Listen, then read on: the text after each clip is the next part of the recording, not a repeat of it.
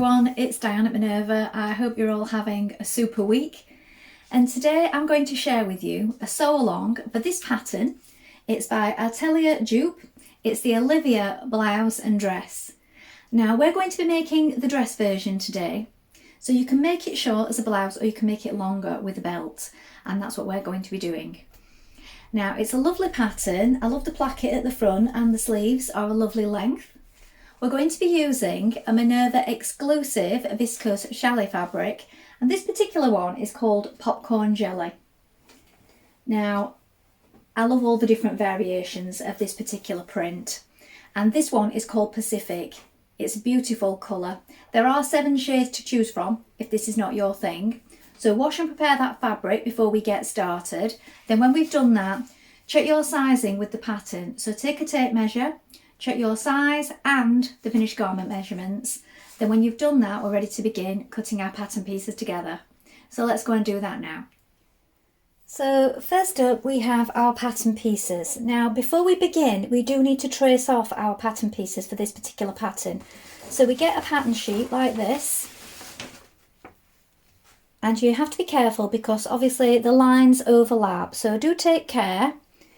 And it's on both sides of the sheet. So you need to use whatever tracing paper you prefer to use, or if you haven't got that, you could use baking paper or the outsides of old patterns, I always say, because they come in really useful for sticking together and tracing off. So you can do that. You need to make sure you transfer all the markings and especially the grain line. So I'll show you what I've done on mine. Now you can lengthen or shorten at the scissor points here where it's marked and these lines.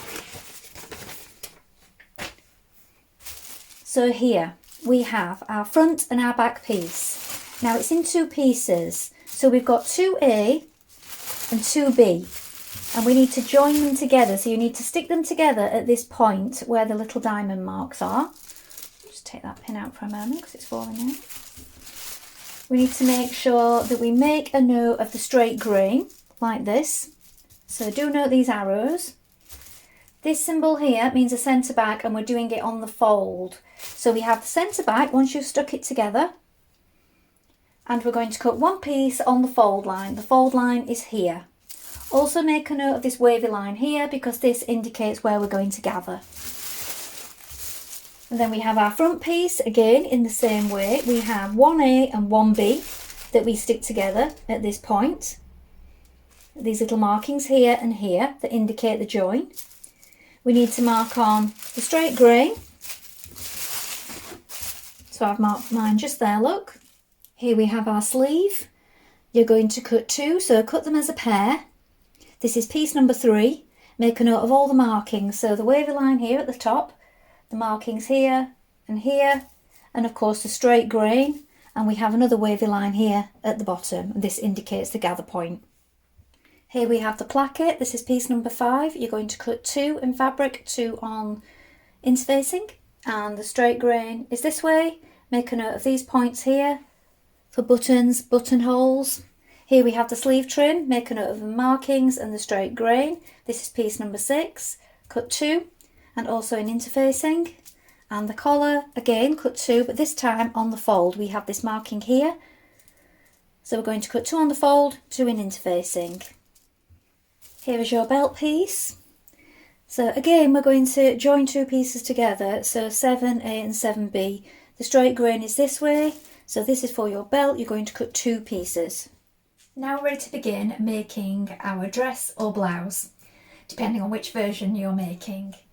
So first of all, we want to wind half of our thread onto our machine spool and then check your needle is sharp. So I'm using a Sharps size 70 today. You may wish to test this on a piece of scrap fabric to see what's best for you.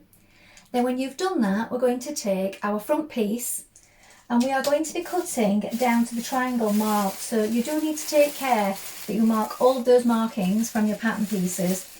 And on this front part here, there's a marking, there's a triangle just down here. And I've just popped a pin in mine, just here, look, with the pattern being quite busy so that I could see it. We're going to cut down there now. So take care, and that's our first job. You're also going to interface the pieces that need interfacing. So let's get started. Now I've cut down the centre of my front piece here, look, to the triangle. I left it folded and I also put additional pins in just to keep it steady while I cut into it. And now we've got our placket pieces. So we've got them interfaced. We want to double fold them, so we're folding them in half lengthways like this. Give it a press. And then on one long side of each, we're going to fold in and press 1 centimetre so that they look like this. Now with the front of your dress or blouse facing upwards like this, so we have the right side of the fabric facing up, we're going to take our placket pieces, so we want the unpressed edge, we're going to place them like this, right side facing the centre front where we've cut, and we're just going to pin them both in position like this. Try not to stretch on your fabric as you do this. Now when both your plackets are lined up like this, they should be 2 centimetres from the bottom of the opening here. We need to make sure that they line up. We're going to stitch down each side with a 1 centimetre seam, and we're going to stop 1 centimetre from the bottom of the placket here.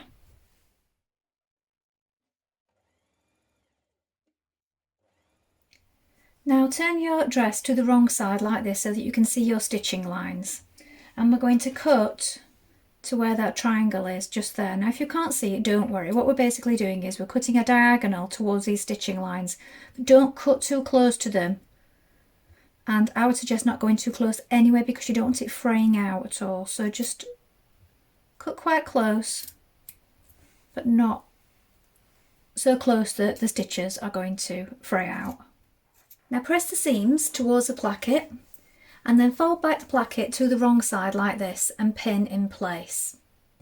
Now from the inside you're going to pop the right placket over the left, so that's the right one as you'd be wearing it, so that it looks like this. Make sure that they line up, and we've got this little triangle, so our garment is folded in half at this point like this so that we can handle it properly. Flip it round. You might also want to check from the right side. I've just done that to make sure that it's all lying even. And we're going to stitch along here. So we're catching in this little cut out piece, the way we snipped into the sides, and we're catching those two plackets together. So stitch across here. Now at this point I would say don't back tack. Stitch it, turn it over and check, and then when you're happy with it, then you can go over it again.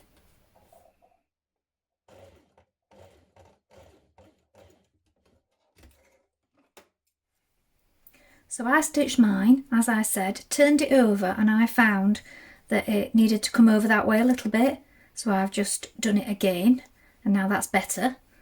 So we have this raw edge, but we're going to deal with that in a moment. We're going to either zigzag or overlock that. But for now, we're going to flip it over to the right side, like this. Because we have it pinned already in place, we're going to stitch in the ditch, all the way down the placket, across that bottom there, and up the other side. If you're uncertain about catching it all in place, you could slip stitch it from the wrong side if you don't want any stitches showing on this side, so that's up to you.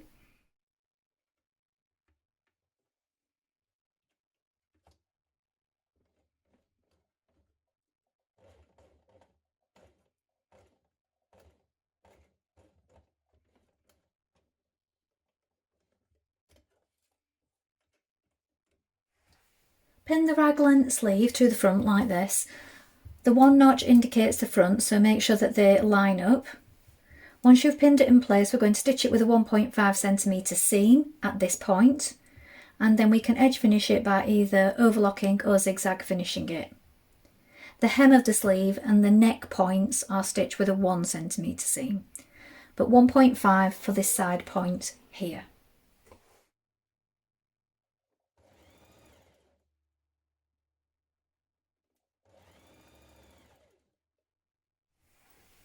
Now pin the raglan sleeve to the back here at the double marking.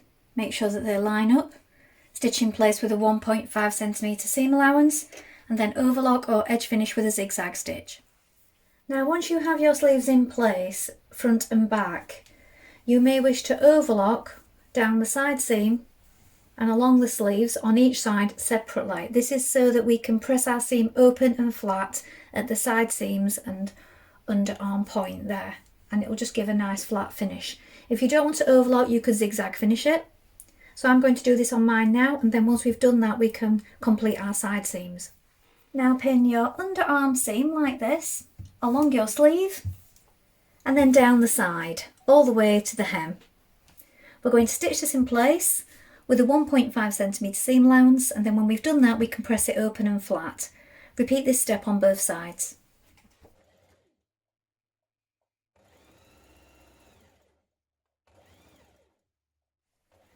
Now press your seams open, and while I've got my iron hot, I've just decided to press my hem at this point also. You can leave this while the end if you wish, but I'm doing mine now. So press up the hem 1.5cm. Then once you've done that you can press it under again so that we've got this double fold like this. Now we're going to stitch that in place. Now you can do that from the top or the inside, so that is up to you.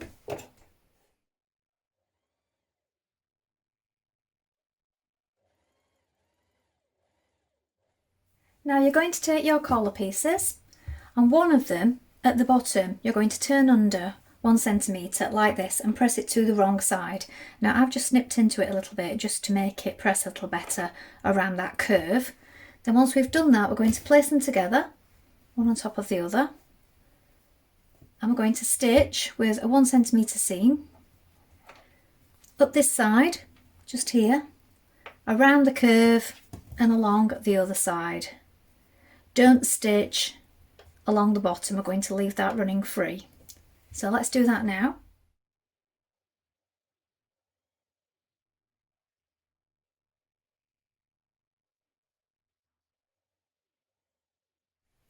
Now trim and clip your collar.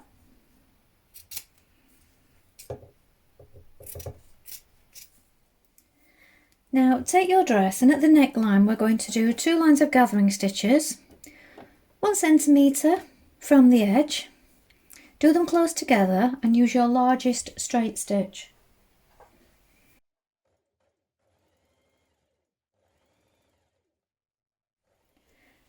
Now do your second row, keep it within the 1cm seam allowance and be sure not to go onto the placket part, so we're starting just beyond that. Pull on your gathering stitches like this, and then you're going to apply your collar to the neckline, matching up the centre back point with the centre back point on the collar. Make sure that you keep this turned under part out of the way for now, and that the edges of your collar line up neatly with the edge of your placket just here. Now stitch this in place with a 1cm seam allowance.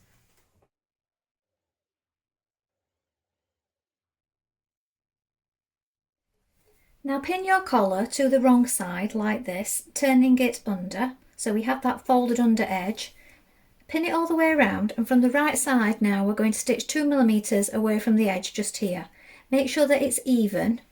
You may want to check it before you start stitching to make sure that your collars lie evenly. Now stitch that in place.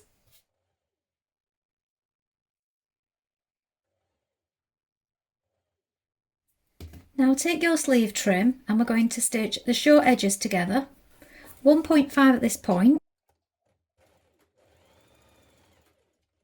Press that seam open and flat, and then when you've done this we're going to take one of the edges, we're going to press it in 1cm around the long edge. Do this on both sleeve trims. Now gather the bottom of your sleeve the same way that you did your neckline. Change to a long straight stitch and stitch it within the 1cm seam line. Now pop the sleeve trim over the sleeve like this, making sure that you line up the seams here and here. Find the halfway point so that you can get your gathers even. Pull on the gathers, and now you're going to stitch that in place, again with a 1cm seam.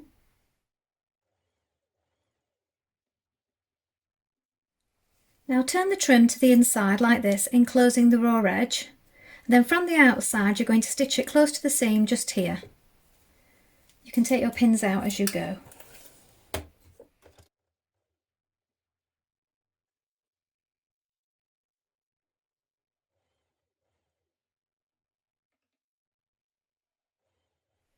Now take both your belt pieces and place the short edges together like this, right sides facing.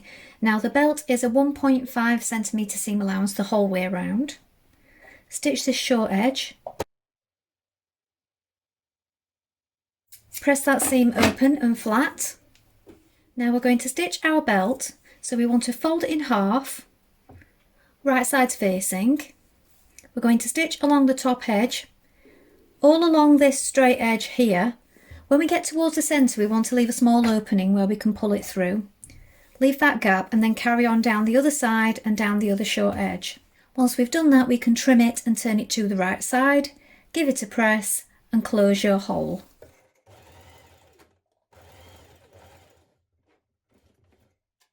Now we're going to mark on our buttonholes. So if you haven't done so already, take your placket guide and place it on top like this, and either with chalk or pins, mark where your buttonholes need to be. Now we're going to create those buttonholes.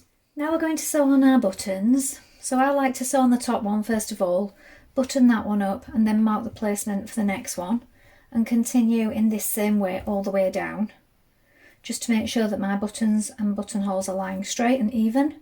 So you may wish to do this also. So once I've finished this one, I will fasten this one before marking the placement of the next one. So here is the finished dress. Thought I'd put it on so that you could see it on a body today. I think it makes a really lovely dress.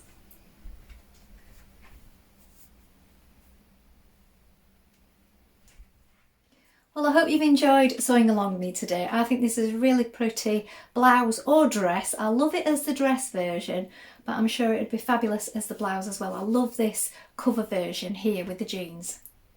Please let us know if you've made this pattern before. Remember to include any photographs because we do love to see what you've been making. Remember, you can take a look at the Minerva Craft Club if you'd like to get 10% off all your orders for a whole year, and of course create a free account with us to join in with our wonderful worldwide sewing community. That's all from me for today, but I hope to be back soon with more sewing inspiration for you. Thank you so much for watching today. Bye for now.